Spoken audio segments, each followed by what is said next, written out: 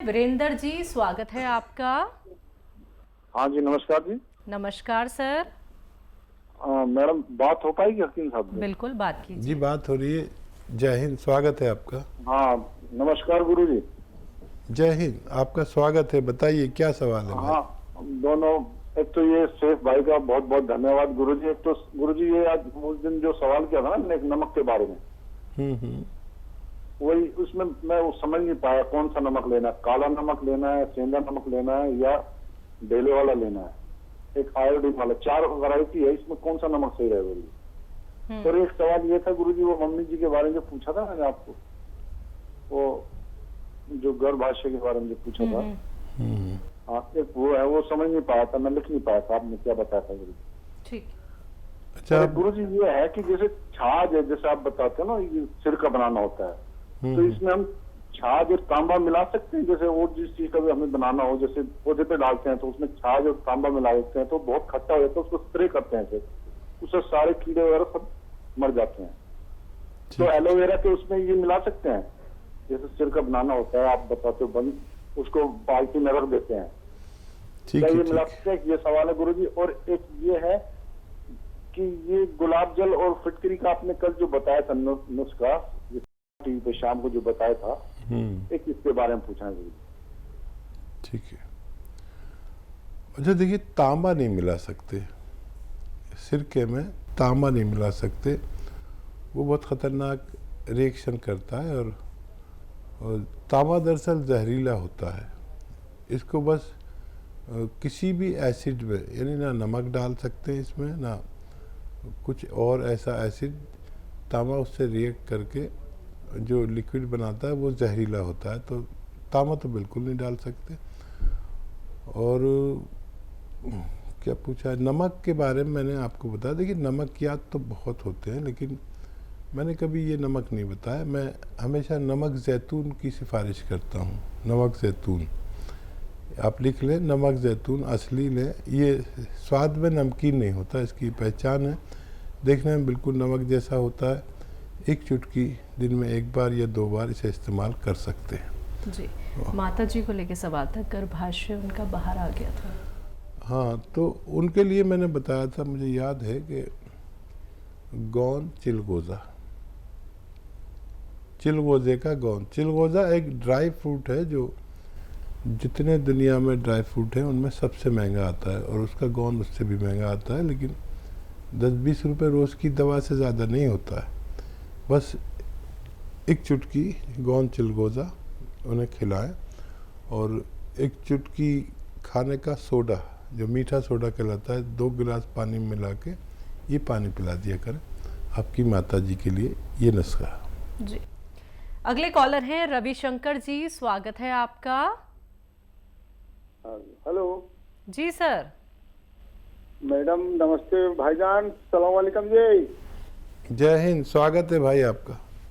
भाईजान, मैं रविशंकर मिश्रा बोल रहा हूँ, एक भूतपूर्व सैनिक हूँ। जी जी, इस्तकबाल है आपका, स्वागत है।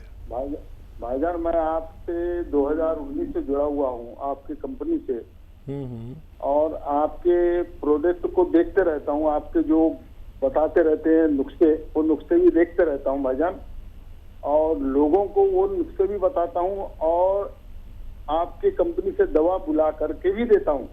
इसमें हमारी जो बहन रेखा है 36 नंबर, उनके माध्यम से बुला के मैं बहुत से लखनऊ वालों को सुधार चुका। आपकी जैतून का सिरका है, काला गोंद है, सिया गोंद है, ऐसी जो चीज लगती है वो चीज बुलाकर देते रहता हूँ भाईजान। कितने लोगों को फायदा पहुंचाया होगा आपने? कम से कम भाईजान 10 से 12 आदमी ठीक हो गए। अच्छा, बहुत बहुत शुक्रिया, आपने लोगों की सेवा की। अपना नंबर लिखवाना, फ़ोन काटना नहीं, ये हमारे मीडिया कर्मी आपका नंबर लिखेंगे बात होने के बाद, काटिए नहीं। तो हमारे मीडिया कर्मी आपसे संपर्क करेंगे, आपका इंटरव्यू और सब कुछ चीज़ें चाहिए ताकि लोगों को फ़ायदा पहुंच सके। और बताइए क्या सेवा? बढ़िया सर, कोई एक प्रॉब्लम, शुगर तो है मेरे को, इनने मेरे को नमक शिवरंजन भेज दिया, शिवरंजन भेज दिया साहब सर, तो उसको कैसा करना है बता दीजिए आप। ठीक है, ठीक है। हाँ, देखिए, नमक शिवरंजनी और नमक जैतून और नमक कलौंजी, ये तीनों चीज़ें एक सा काम करती है। जहाँ नमक जैतून की ज़रूरत पड़े वहाँ पर आप इसे एक चुटकी एक वक्त में इस्तेमाल कर सकते हैं, और ये भी वही सलाहियतें रखता है जो नमक जैतून और नमक कलौंजी में है। अगले कॉलर है हमारे साथ, बात कर लेते हैं। हरियाणा से है निर्मला जी, स्वागत है आपका। हाँ जी, नमस्कार मैम। जी नमस्कार मैम। नमस्कार भाई साहब सुलेमान जी। जय हिंद, स्वागत है हमारी बहन का। सर, मेरा आपसे एक प्रश्न है सर। जी। मेरा लड़का है सर, उसकी उम्र 14 साल है सर। उसको ना आधे सर में दर्द रहता है और आंखें भारी भारीपन रहता है आंखों में। ठीक है। और सर एक प्रश्न मेरा है, जो मेरे को ना पित्त ज्यादा बनता है सर। जैसे मैं खाना खाती हूँ तो मेरे को ना खट्टी डकार आती है और खाना हजम नहीं होता है सर। ठीक है। अच्छा, देखिए, बच्चे को अगर नज़ला वगैरह रहता है और नज़ला हुआ, खांसी हुई, बलगम हुआ और उसने कोई दवा ले ली एंटी एलर्जिक, तो वो सब कुछ सुखा देती है, नसों में बलगम को सुखा देती है। तो अगर ऐसा होता है तो बलगम निकालने की दवाएं, कफ निकालने की दवाएं डॉक्टर से लें अपने, जिससे आप इलाज कराते हैं, तो वो निकलते ही आपका बच्चा तंदुरुस्त हो सकता है। और इनका सवाल, पित्त ज़्यादा बनता है, पित्त ज़्यादा बनता है, एसिडिटी, कब्ज़, तो देखिए बहुत अच्छा नुस्खा है। सौंठ, जीरा, अजवाइन, धनिया, मेथी का दाना। एक बार और बोलता हूँ, आप लिख लें। सौंफ 100 ग्राम, सौंठ 100 ग्राम, सौंठ, जीरा, अजवाइन 100 ग्राम और धनिया और मेथी का दाना 100 ग्राम। इन सबको पाउडर बना के घर में रखा करिए, किसी को भी आधी रात को ज़रूरत पड़े तो बड़ा काम आता है। और एक आता है नमक जैतून, ये नमक अलग टाइप का नमक है, देखने में नमक जैसा लेकिन स्वाद में नमकीन नहीं होता। एक चुटकी नमक जैतून 2 गिलास पानी में मिलाना और इस पानी से आप ये जो 6 चीज़ों का पाउडर बनाया है इसको खाकर पानी पी लें, बस दिन में एक बार। बहुत ही ज़्यादा रोग है तो 2 बार भी ले सकते हैं, वैसे एक ही बार में बहुत फ़ायदा शुरू हो जाता है। आप इस तरह इस्तेमाल करें, फ़ायदा उठाएं। जी। मध्य प्रदेश से हैं दीपा जी, स्वागत है आपका। जी दीदी, राधा स्वामी। राधे राधे मैम। दीपा बोल रही हूँ जी। जी मैं दीपा बोल रही हूँ। मेरे 2 सवाल हैं दी, प्लीज आप अच्छे से लिख लीजिए। बिल्कुल दी, वो मेरे ना एक जीजा जी के लिए सवाल हैं, क्योंकि मैं उनको किसी को नुस्खे बताती रहती हूँ तो बहुत ना फायदे करते हैं, तो वो बोल रहे थे मेरे लिए भी पूछना। तो उसकी ना एज है 51 और ना उनको 15 सालों से शुगर है, लेकिन अब ना उसको ना जैसे सुबह उठते हैं ना तो एकदम इतनी पीड़ा होती है शरीर में, बहुत कमजोरी महसूस होती है। और ना वजन है उसका 88 और उनको शुगर है। तो वो बोल रहे थे मेरे लिए पूछना कि मैं जैसे सुबह उठता हूँ तो बहुत पीड़ा होती है शरीर में और कमजोरी भी बहुत लगती है और वजन भी बढ़ा हुआ है। मैंने कहा ठीक है, मैं अपने सर से पूछ दूंगी आपके लिए, तो वो क्या करें। और दूसरा ना उस प्रेग्नेंट बहू के बारे में पूछूंगी, तो उसका ना अभी 8वां महीना चल रहा है, तो वो बोल रही थी जैसे नॉर्मल डिलीवरी हो और उसको ना सर्दी बहुत बनी रहती है, ठीक है, और सुबह शाम बहुत चीखती है और बहुत सर्दी बनी रहती है। और बोल रही थी दीदी मेरे लिए पूछना कि नॉर्मल डिलीवरी कैसे होगी, तो मैं उसको अपनाऊं। मैंने कहा ठीक है, मैं पूछ के बता रही हूँ अपने सर से। पहले भी बहुत उनको फायदे हुए हैं, तो वो बहुत दिन से बोल रहे मेरे को। जी बस इतना ही, राधा स्वामी सर जी। आप तो बहुत अच्छे हमारे व्यूवर्स में से हैं। आपकी बहू को भी मुझे मालूम है कि उनको रिसाव शुरू हो गया था, ब्लीडिंग शुरू हो गई थी, फिर आपने मुझसे नुस्खा पूछा था, डॉक्टरों ने मना कर दिया था नहीं हो सकता, फिर मैंने नुस्खा बताया था, फिर वो बच्ची अच्छी हो गई थी। मेरी तरफ से प्यार करना उसको और कोशिश करें नॉर्मल डिलीवरी हो। अब जो 9वां महीना लगेगा तो इस बच्ची से सब वो काम कराइए जो नौकरों से कराते हैं आप, यानी झाड़ू पोंछा लगवाना, बच्ची को शायद बुरा ना लगे, क्योंकि वो भी मुझे ज़रूर प्रेम करती होगी। और कपड़े धुलवाइए ज़मीन में बैठ के, चाहे आपके यहाँ नौकर चाकर हों, मशीनें हों धोने की, लेकिन उससे कराइए जितना भी उससे हो सके। तो ये 2 काम कराना शुरू कर दीजिए उससे। और जब जो डेट डॉक्टर ने दी हो उसकी, उस डेट पर उसको जो बेकार सा गुड़ नज़र आता ना, काला सा, पुराना सा, बकवास सा, वो गुड़ घर में रखिए। जो डॉक्टर ने डेट दी है उस डेट से 1 दिन पहले ऐसे 50 ग्राम खिलाना, फिर अगले दिन 50 ग्राम या 100 ग्राम खा ले किसी तरह, और खूब पानी पिए। आपकी बच्ची को बहुत नॉर्मल डिलीवरी हो सकती है। जी।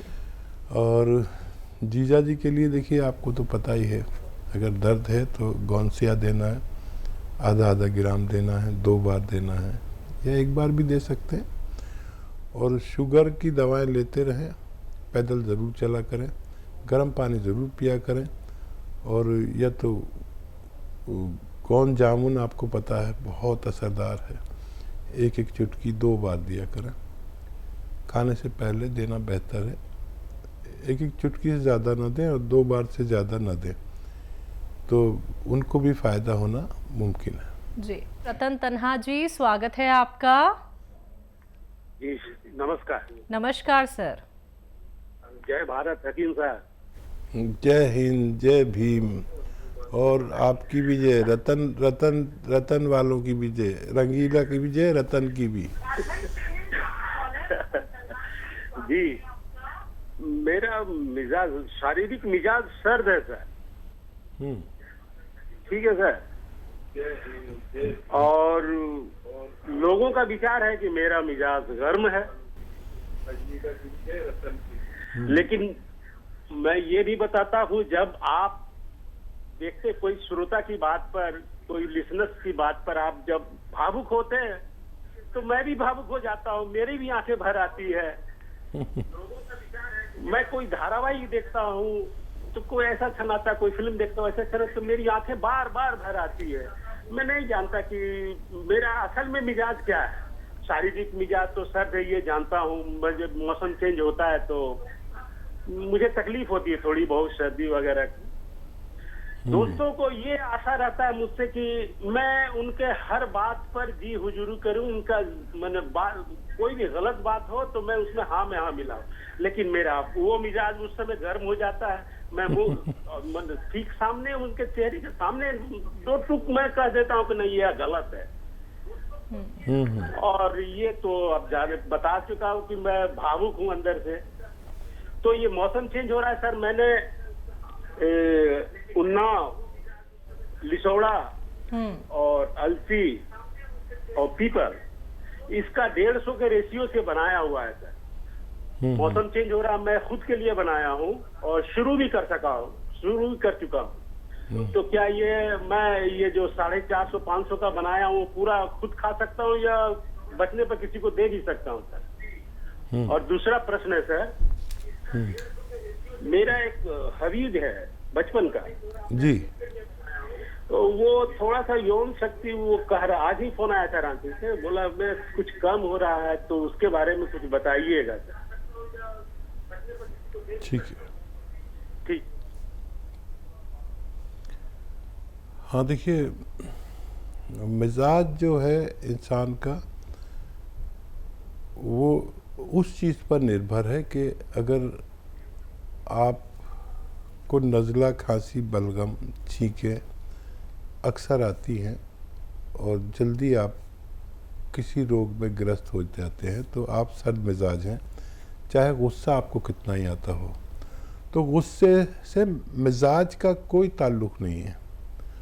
और समझ लीजिए कि आपको बार बार बलगम, खांसी, छींकें रहती है, तो आप ठंडे मिजाज के हैं और आपके अंदर इम्यूनिटी यानी रोग प्रतिरोधक क्षमता कम है। ये तयशुदा बात है यूनानी और आयुर्वेद की। और वो मिजाज का अगर बात करें जो भावुक होने वाली बात है, तो उस मिजाज में आप मुझ जैसे हैं, समझे। ये हमारी दोनों चीज़ें मिलती हैं, इसीलिए हम एक दूसरे को पसंद करते हैं। तो वो मेरा भी हाल है कि मैं बिल्कुल जवान था, फिल्मों का बड़ा शौक़ था, मैं चला गया पिक्चर देखने। इत्तेफाक से मेरे चारों तरफ लड़कियां बैठी हुई थी और मैं अकेला, और वो जो सीन आया जज्बाती सीन, तो मैं तो इतना बुरी तरह रो रहा था और वो सब लड़कियां मुझ पर हंस रही थी। तो ये हमारा मिजाज है, आपका और हमारा मिजाज मिलता हुआ है। ये बहुत पसंद किया जाता है भगवान की तरफ से, रोने वाली आँख को भगवान बहुत पसंद करता है, और यही आँख अगर अपने रब के आगे रोए तो बहुत, जो चाहो भगवान से मनवा लो। और अगर वक्त ऐसा हो कि रात के 12 बजे के बाद का, जब सब सो चुके हो और आप उठ के सजदे में उससे कुछ जो बातें करोगे, तो उसकी सरगोशियाँ भगवान के यहाँ होती हैं। जो आप यहाँ बोलते हो वहाँ सुनाई देता है। याद रखें आप, ये वो वक्त है जब आप अपने रब से सब कुछ मनवा सकते हो। और खुददार होना बहुत अच्छी बात है। अगर कोई चापलूसी कराना चाहे तो ये मिजाज नहीं है आपका, आप नहीं कर सकते, आप मर जाएंगे, चापलूसी नहीं करेंगे। और एक शेर याद आ रहा है कि नाज है अपनी कच कुलाही पर। कच कुला कहते हैं, पहले वो कुला बांधते थे ना ऐसे, तो वो थोड़ा टेढ़ा होता था, तो उसका एक मतलब होता था कि मैं चापलूस नहीं हूँ, जो टेढ़ा सा लग बांधते थे। नाज है अपनी कच कुलाही पर, चापलूसी मेरा उसूल नहीं। डूब जाना कबूल है लेकिन मिन्नतें ना खुदा कबूल नहीं। मेरे ख्याल से इनके सब सवालों के जवाब दे दिए मैंने। एक सवाल रह गया है, उन्नाव लिसोड़ा अलसी वाला एक नुस्खा बनाया इन्होंने जी, वो आप इस्तेमाल कर सकते हैं, वो इस्तेमाल करिए। किसी को देना हो तो दे भी सकते हैं, फिर दोबारा बना लेना। आपका तो मिजाज है लोगों की खिदमत करना, कितने लोगों को आप अच्छा कर चुके हैं। तो इसको आप इस्तेमाल करें लगातार 4-5 महीने, फिर आपका मिजाज मोतदिल या गर्म हो जाएगा और आप फिर सर्दी के या इन रोगों से जल्दी ग्रस्त नहीं हुआ करेंगे। बिल्कुल।